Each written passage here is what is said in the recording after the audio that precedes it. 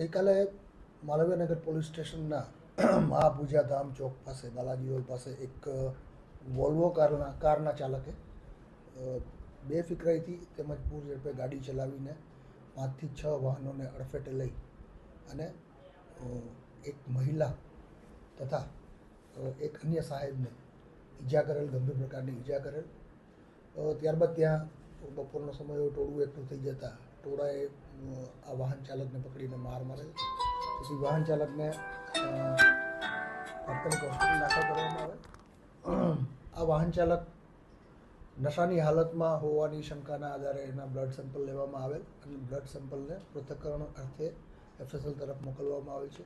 વાહન ચાલક વિરુદ્ધ બેફિકરાઈથી ચલાવવા અંગે ગુનો રજીસ્ટર કરવામાં આવેલ છે અને વિશેષ તપાસ માલવીયનગર પોલીસ સ્ટેશન ચલાવી રહેલ છે.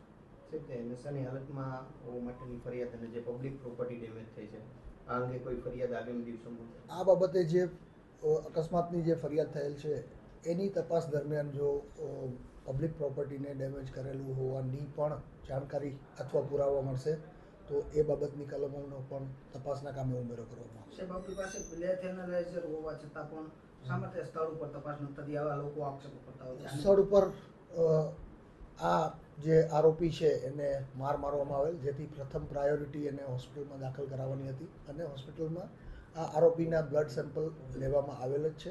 બ્લડ સેમ્પલના પૃથ્થકરણમાં એ નશાની હાલતમાં હતો કે કેમ તે બાબતેની જાણકારી મળીએ કલમનો ઉમેરો કરીને તેના વિરુદ્ધ કાયદેસરની કાર્યવાહી કરવામાં આવશે.